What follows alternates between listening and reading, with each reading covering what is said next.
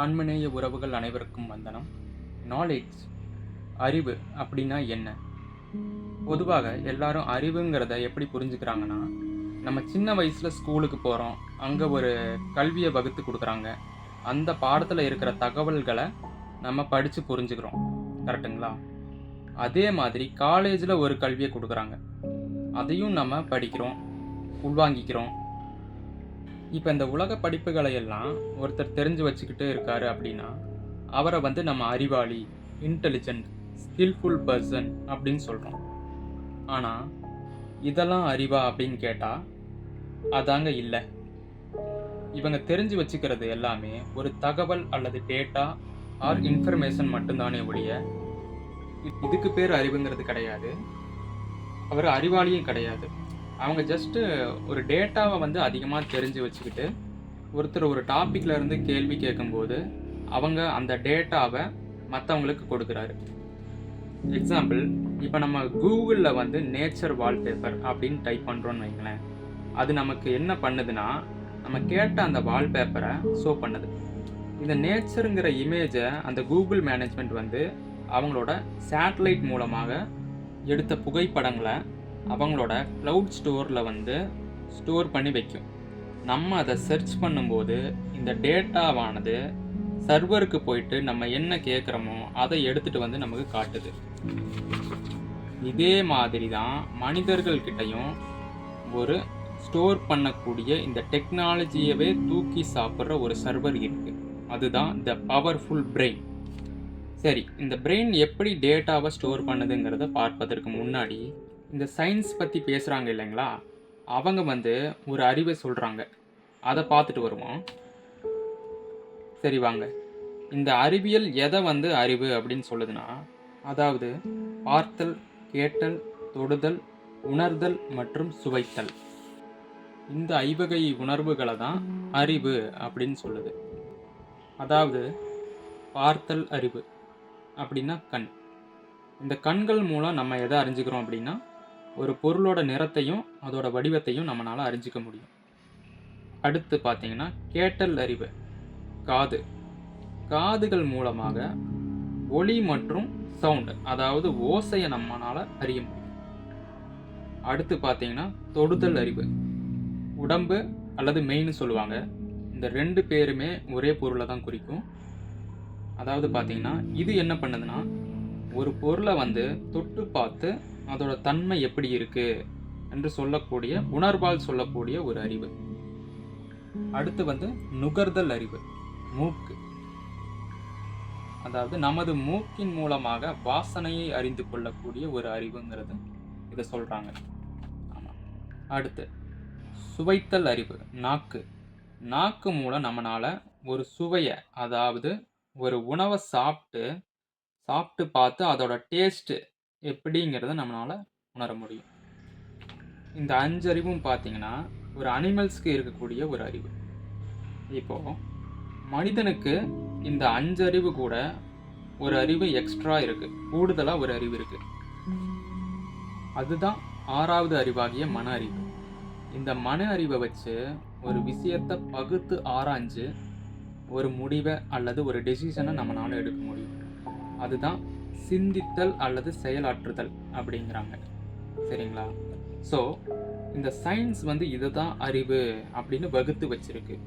சரி, இந்த 6 அறிவு கொண்ட உயிரினங்கள் எது எதுன்னு பார்ப்போம். ஃபர்ஸ்ட் பார்த்தோம்னா ஒரு அறிவு, உடல் உணர்வு மட்டும்தான் இருக்கும். அதில் எதெல்லாம் வருது அப்படின்னா மரம், செடி, கொடி. இவைகளுக்கு பார்த்தீங்கன்னா உடல்ல தொடுற உணர்வு மட்டும்தான் இருக்கும். அதனால தான் இது ஒரு அறிவு அப்படின்னு சொல்லி சொல்கிறோம். இப்போ 2வது அறிவு என்னன்னு கேட்டிங்கன்னா உடல், நாக்கு உணர்வு. இதில் எதெல்லாம் வருது, எந்த ஜீவராசிகள்லாம் வருதுன்னு கேட்டிங்கன்னா சங்கு, மீன், இந்த ஜீவராசிகள்லாம் வருது. இதுக்கு உடல் தொடும் உணர்வு மற்றும் நாக்கு மூலம் சுவையை அறிஞ்சிக்கக்கூடிய உணர்வு மட்டும்தான் இருக்கு. இப்போ அடுத்து பார்த்தீங்கன்னா 3வது அறிவு, உடல், நாக்கு, மூக்கு. இந்த லிஸ்ட்டில் எந்தெந்த ஜீவராசிகள்லாம் வருது அப்படின்னா எறும்பு மற்றும் தும்பி, இந்த 2 தான் வருது. இதில் இவங்களுக்கு என்ன அறிவு இருக்குன்னு கேட்டிங்கன்னா உடல் தொடும் உணர்வு, சுவை அறிதல் கூட சேர்த்து மோப்பம் பிடிக்கிற அறிவு, மோப்பம் அறியும் அறிவு இது இருக்கு. இப்போ 4வது அறிவு அப்படின்னா உடல், நாக்கு, மூக்கு, கண். இந்த பட்டியலில் இருக்கிறது பார்த்தீங்கன்னா எந்தெந்த ஜீவராசிகள் வருது அப்படின்னா நாய், ஆடு, மாடு, பன்றி, பூனை.